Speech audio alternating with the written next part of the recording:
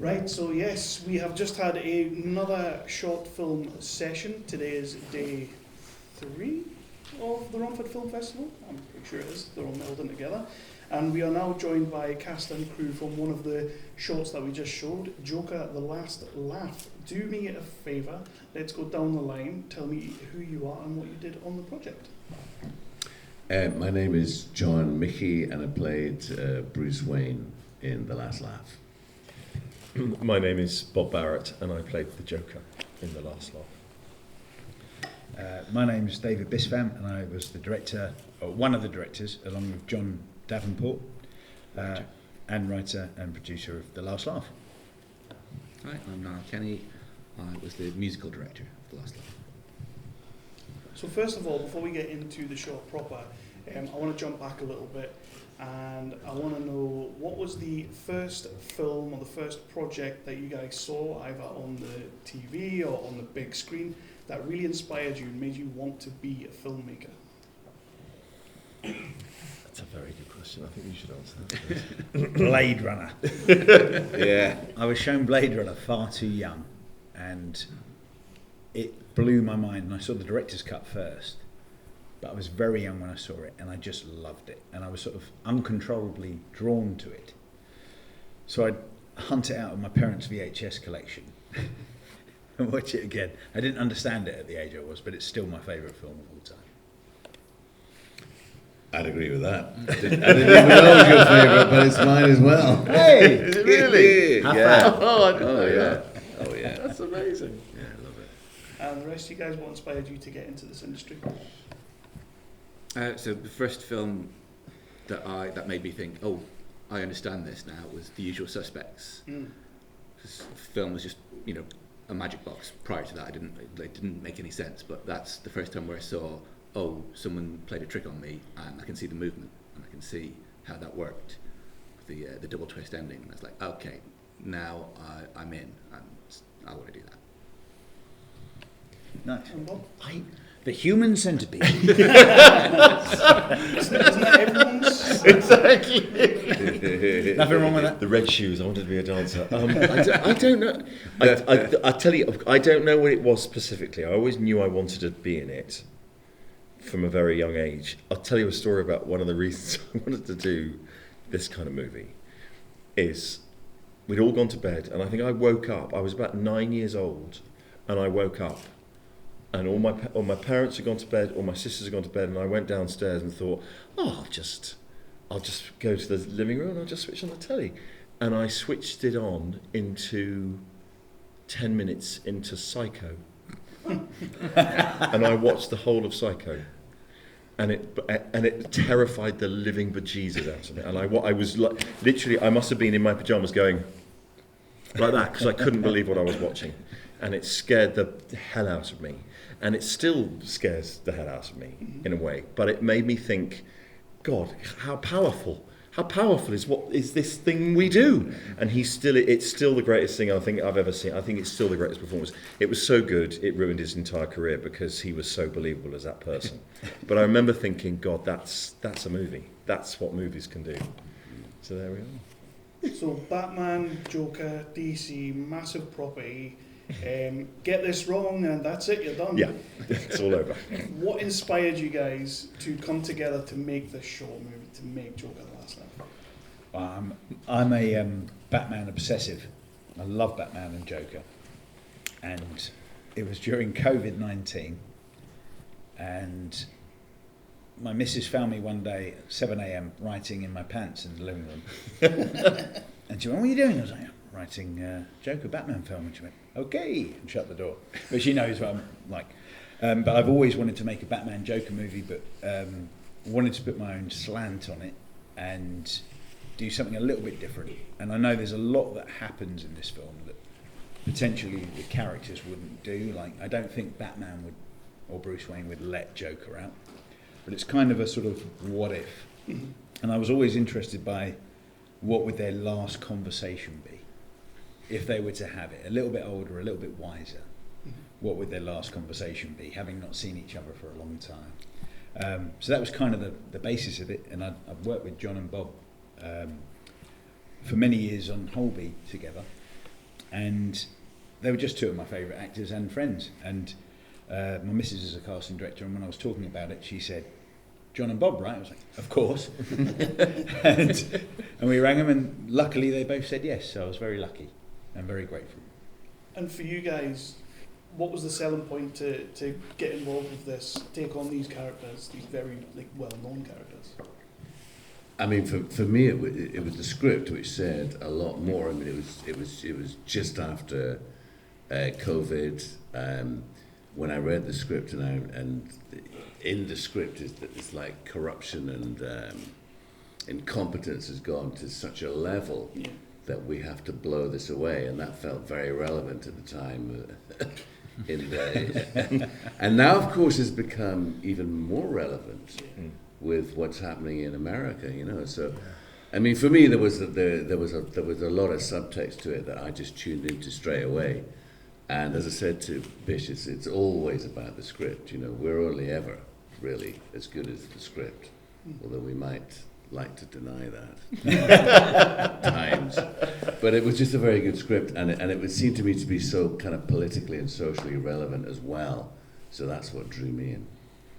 So was it more of because in a way this could very much easily not be a Batman and Joker movie. It could be any sort of movie, which is brilliant. But did you guys approach it that way, or were you conscious that there is a massive fan base out there, so you've got to make sure you toe that line?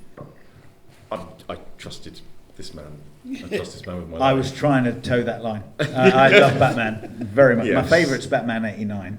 Right, okay. I'm a big Michael Keaton fan. I do love The Dark Knight and Christopher Nolan stuff, but there was subtext, but I was trying to respect the Batman world because I love it. I'm a geek myself. I love it. And in terms of taking the Joker on, we've already spoken a little bit about Batman. Taking Joker on, I mean, those are some shoes. Those are some shoes. What was your approach to going into it? What was your mentality with this one, and how did you want to bring your own spin to it? Christ, that's a hard question. I think we've always talked about it. People have always said to me, "Oh, you must surely one day you'll play it," all that kind of thing. Because I look a bit, I've got a big mouth. And the brows. I laugh a lot, the brows. But I don't. I know, and I love watching the films. I'm not as much of a absolute obsessive, but I've always loved the character. I think the character. I just went with instinct, really, and I tried to get inside his head, which is I find a very wonderful place to be. And it does, weirdly, I know it sounds very strange, but it kind of releases something in me. So I just go with it. And there's no, I mean, there's no barriers. There's no sort of walls or barriers. You just cut loose. And that was, and the script was, as John said, the script was, and I got to do it with John, which is unbelievable. And we're all in it together, and it was just the greatest thing in the world. And I think that was because I think there are no barriers to him. He's such an extraordinary creation. I mean, I think he's a unique creation. So, because I remember watching Batman as a kid, and I watched, which I loved. I loved Batman as a kid. I mean, it was the maddest program in the world. You look back now, and it's like, oh my God, a man who looks like he's 69 in pants and shorts, and it was ridiculous. But there was something about that character, all the characters really, but there is something timeless about someone who is pure evil, yet sort of isn't. Sort of makes sense. I mean, that's what the script is. It's the chaos theory, and about there's no limits to where his behaviour will take him, and what's in his head will take him, which is just intoxicating, just bloody intoxicating. And you get great makeup. and the makeup's vital, I'd say.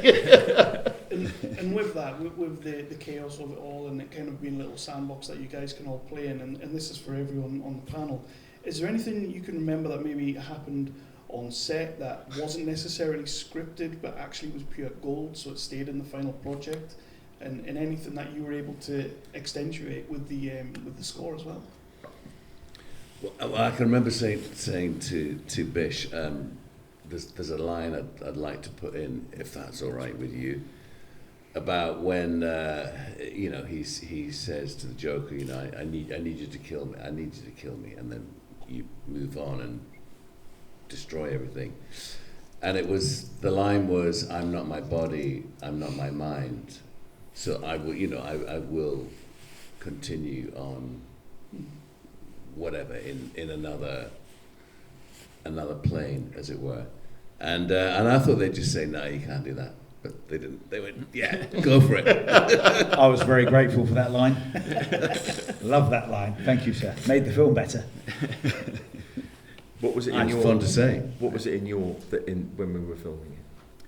There was That took place. There wasn't much improv as per se, but one of the things I really loved was after we'd wrapped, you stayed in costume. Because you found it a nice place to be for an hour and a half. And we were filming on this old RAF estate in Norfolk. And there were people who gone, is there a weird man running around in a trench coat and clown makeup? Well, no, it's fine.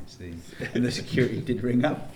And it was you, because you stayed in the costume. Yeah, it wasn't. And you wanted a bit longer. Place to be. But it was great. It was a lovely experience. Everyone on there was involved because they wanted to be. There was a lot of friends, and it was just a really nice. There was the Grip Les Dash, who's an epic man, from Holby, drove down with track and a dolly from London to Norfolk as a favour, and nothing. We paid him petrol money and stuff, but we tried to give him what we could, and he wouldn't take any money, and that was out of just being a lovely person and helping the project out, which is, it's all lots of friends trying to make something, which was really lovely. So it was great. That's what it's about. It's definitely what it's about. Because you've been showing this around, I believe you told me before, this is like the last festival you guys are hitting. What has been the response? What kind of reactions have you been getting from audiences? Generally, it's been quite nice. So far, it's been good and positive, but we're going to try and put it online after this one, because it's the last one, and then I'm sure the internet will be cruel to us in certain ways, as they always are. But I'm very proud of the film. I'm very proud of these boys' performances. I'm very proud of our DOP, Jamie Knight, my co-director and producer, Jonathan Davenport, music director Niall Kenny, and Jack Darville, who I love the music in this film. I really do. It's incredible. And there were many evenings sat up till 4 a.m. and he's just crazy. He's a nutter. But he's a lovely human and very creative.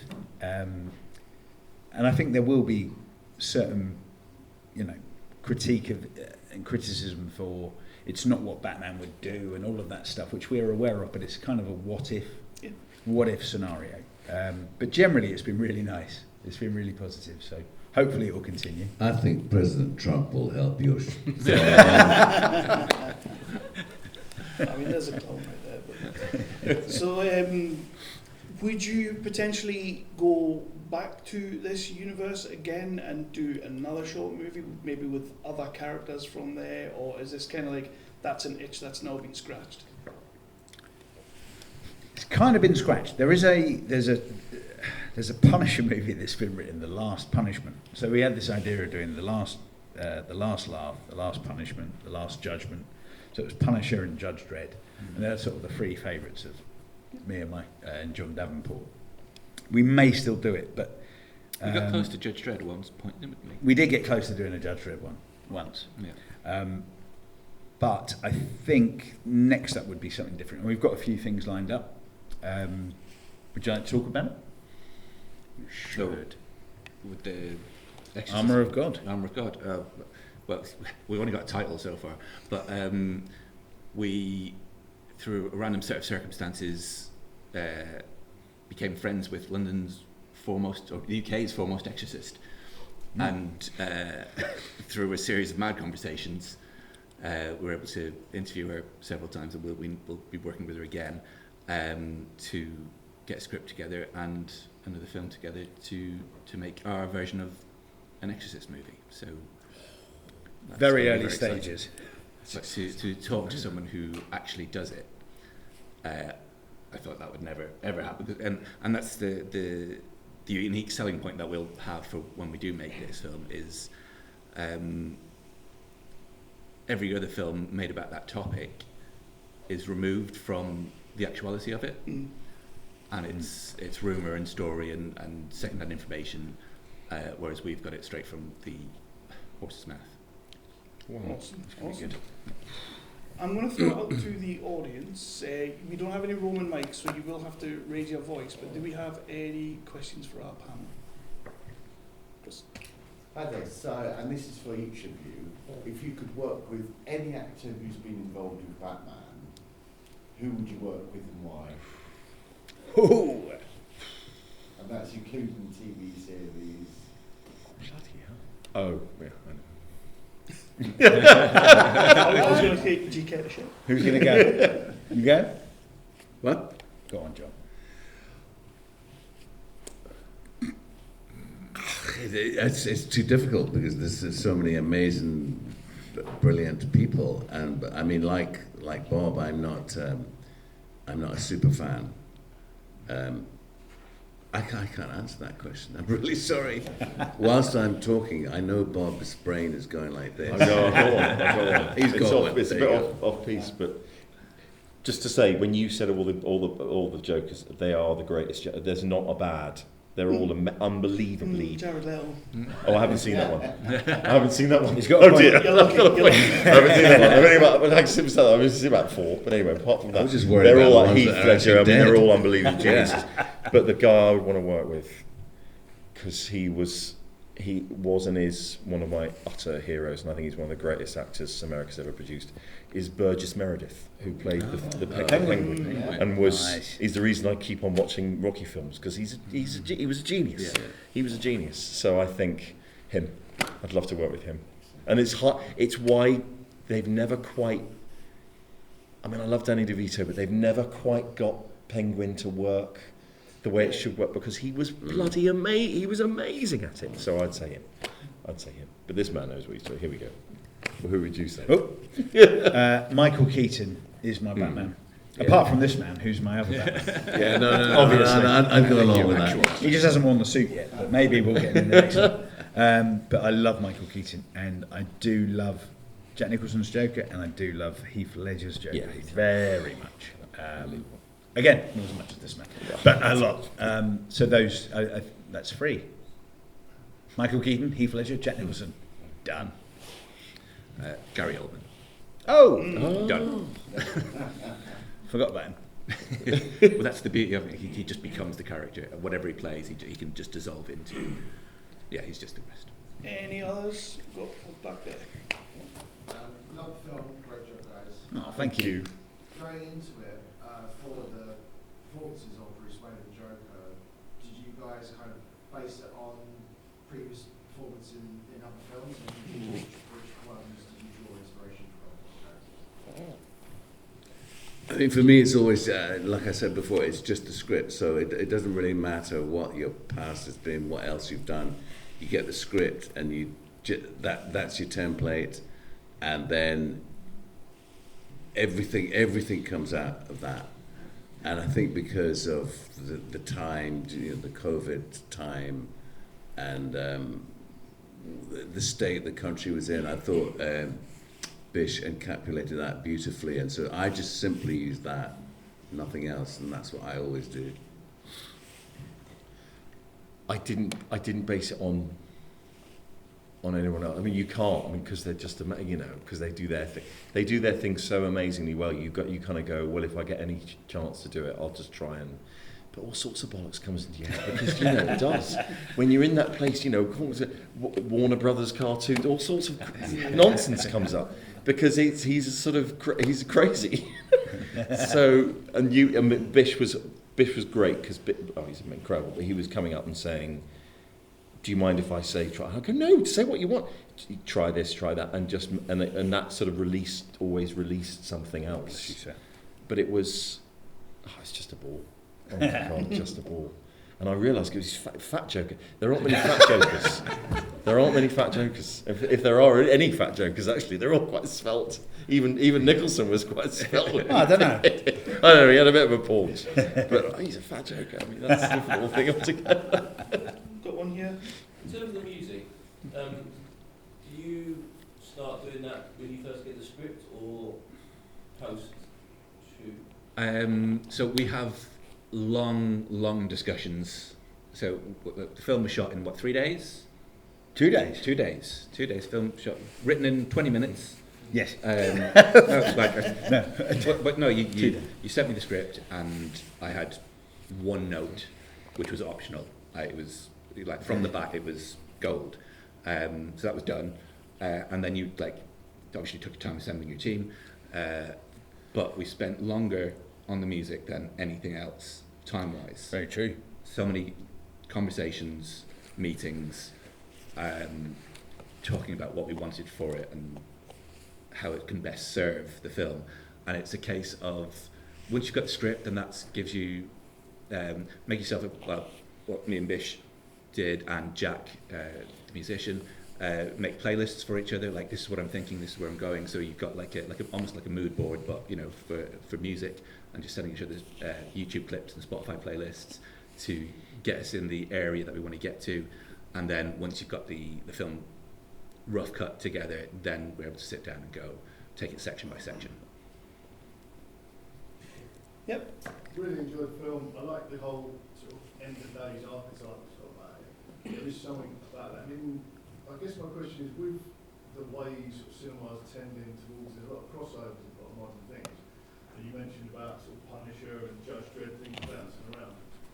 Just sort of wonder if there's anything sort of floating around in the cosmos of your sort of imagination of like, kind of a scenario of what if there were no superheroes left? What if there were no more good guys? What if the lunatics really had taken over? And I feel like the crossover you could kind of get at within that could have some real potential to do something quite special. Very good question. I love that. The thing I loved about that as well, as he's asking the question, I could just see you getting more and more excited. I know. I was watching excited. the Rolodex. They're not so much for the crossover, so I'm a bit weird. Like, I like Batman existing in his own world as a vigilante. I sort of struggle with the whole Batman Superman thing in Justice League, if I'm honest. I like him being this strange psychopath who dresses up as a bat, and he's almost as crazy as the villains. Frank Castle, like Punisher, I like being just a lunatic ground level, and it kind of works with Daredevil. That I love the Daredevil series. The film I do want to make is like The Last Punishment, and there's a Garth Evans, if I'm saying it right, and Garth Ennis. Is that a nod of approval? Yes, thank you. I got that wrong. But when it's the last thing, and it's literally the apocalypse, and he takes out the fuckers who were responsible for the end of days, and he hunts down the Punisher, the politicians who got it all wrong, and massacres them all. And like, Frank, what does it matter? The world's over. He's like, they're guilty, and I love that so much. And there's even a guy who escorts him to where the politicians are, who helps him out with the whole thing, and he's like, you were also a criminal. He's like, but Frank, surely after we've been amazing. Like, so that's the one I really want to do. And there is a script written. It's half an hour. Again with John Davenport, and we've got sets and things done. But it will take a little bit of time and money. But there's a plan. One day. Thank you, sir. Good question. So I'm going to wrap out with this question. It's kind of already been done with Joker 2 and obviously Joker. But if you could reshoot any one scene within this movie but turn it into a musical number, what scene would it be and what musical number would it be? I'd have a prison guard having a piss, and he's just having a whale of a good time during the chaos, like all this bad stuff's happening, and he's just unaware, having a little sing-song to himself. What's he doing? Mariah Carey, what's he listening to? Yeah, what's he playing? What's he playing? Oh, I think it would be Umbop. Nice. There's not enough Umbop. Umbop. There's not enough Umbop. Definitely You not. guys, is there anything you'd like to have a chance at musical number-wise? Musical number wise. We Come could on, my sing a baby. duet, especially for you, possibly. That's the Totally one. different. It's a love song. Exactly. That's the one. There was a bit of love at the end, wasn't there? There's a lot of love in the air. Yeah. Yeah, they love There was each a other. cuddle. There was There was tears. There was tears. Yeah. I was very upset when I killed you. Yeah. I think you should have given a lap dance before while he was on the chairs. It's set up. And he That's could a have, lap dance and a half. Yeah. The chair's not Lady big Man enough was for on that it. kind of lap dance. Joker doing the Magic Mike routine. Exactly. Right, guys, this has been awesome. Thank you so much for submitting. Thank you, sir. Thank you. God, Lovely. thank you. Thank you very much. Thank you. Thank you, everyone. Thank you.